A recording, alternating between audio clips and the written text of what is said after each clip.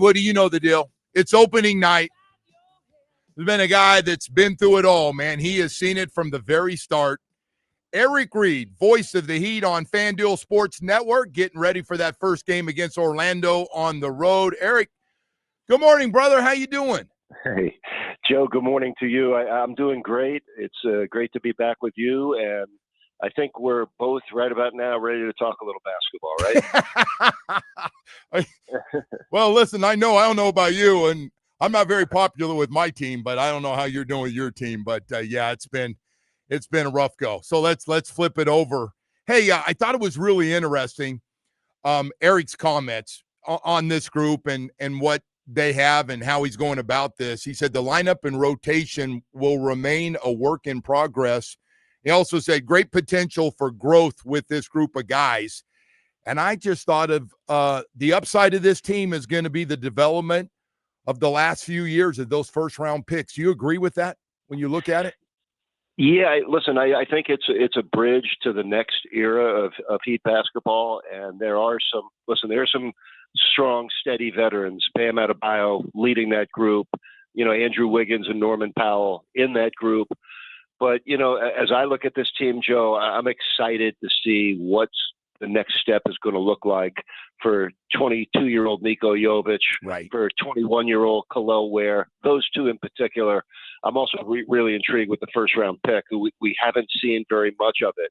But Yakachonis has a chance to be, one of those special playmaking players. And with the Heat trying to play a faster, more up-tempo offense, his ability to pass and quarterback a team, I think will be important at some point to this team this year. Jaime Jaquez was so good his rookie year, a little down shooting last year, lost some playing time.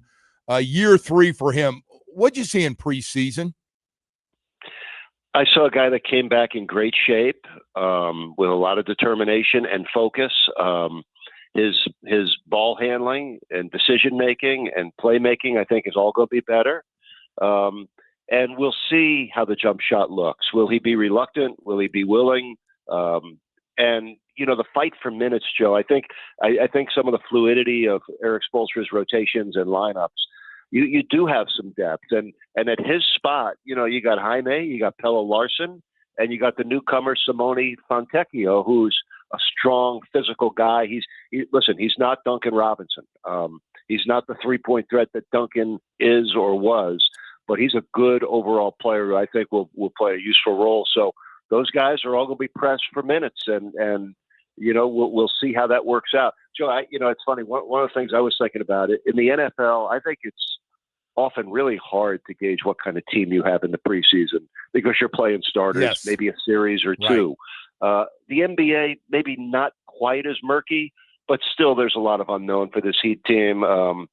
But they're going to work hard. They're going to be coached as well as any players in the NBA. And the East is sort of wide open. Other than New York and Cleveland, there's a lot of parity in the East. So we'll judge it one day and one game at a time. Eric, this is different this year. Last year, we were talking about Jimmy Butler coming back and playing more games, and not to get into all drama of that, but you kind of knew if, hey, all those guys are healthy and Jimmy can get us into playoffs. And this year, it's just we haven't had this kind of situation for a long, long time. Do you agree with that?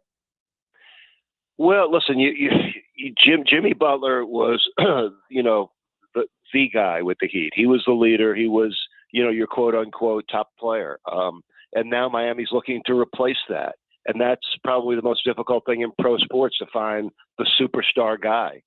But that's what was, and this is what is. And, right. Right now, listen, you got to get Tyler Hero back, Joe. It's an offensive league right now.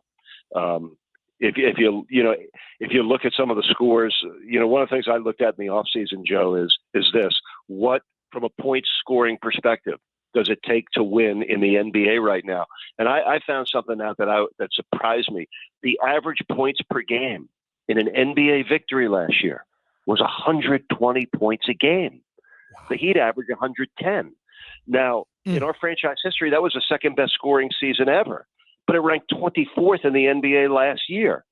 So in my mind, and I'm not a coach, I'm just somebody that observes this game carefully and closely for a long period of time, I'm thinking if the Heat could get to 115 a game, and that's what they averaged in wins last year, it would make winning easier, and it would probably happen more often. And to do that without Tyler Hero is going to be challenging. To do that with Tyler Hero, I think it's going to be, a lot more possible for the Heat to do that. Norman Powell's an outstanding scorer. There's some guys that come here and, I'm not going to name names, but 20 points a game. If it came on a losing team, maybe you discount that a little bit. Norman Powell averaged 20 points a game on a Clippers team that was one of the best teams in the league last year. This guy can score from all over the place, and he's a good overall player. So with Powell and Wiggins and Hero and Bam and all the others, Khalil Ware, who had an outstanding preseason, I thought, I'm hoping that there will be enough offense. But in the short term, you're going to have to find a way to score, to score more without their best scorer. Right. Hey, Eric, I want to ask you about the starting thing. Some of the comments during the preseason, and by the way, I love it. Guys go, I want to start. Jovic said it. All those guys say, hey, man, I like being that starting lineup, but I'll do whatever. But is that starting thing, how important is it in today's game with these players? I'm always, you get introduced, you're out there with the ones for the whole thing. Joe, I think it really varies by the individual. Listen, Davion Mitchell and Drew Smith competing for the starting point guard spot in Miami. I haven't talked to either one about how they feel about starting, but I can just tell Davion wants to be the starter. They're both going to play. Right. They both have important roles. The more compelling battle, and the one that, got a lot of eyeballs and thought was, is it going to be Jovic next to Bam, or is it going to be Khalil Ware? And Jovic began the preseason as the starter. We know Khalil ended last season as a rookie as the starter. I'm intrigued by Khalil and Bam together. Listen, rebounding is an issue right now for this team, Joe. They gave up almost 17 offensive rebounds a game in the preseason. They gave up over 20 offensive rebounds in both games against the Magic.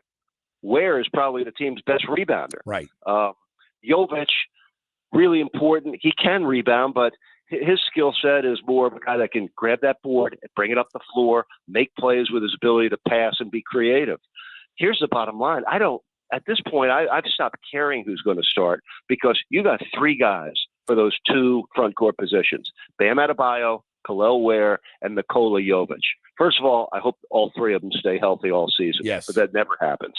But secondly, there's a lot of minutes to go around to be divided by those three. So whether Khalil starts or comes off the bench, he's going to play starter type minutes, I think, and he will play alongside Bam plenty.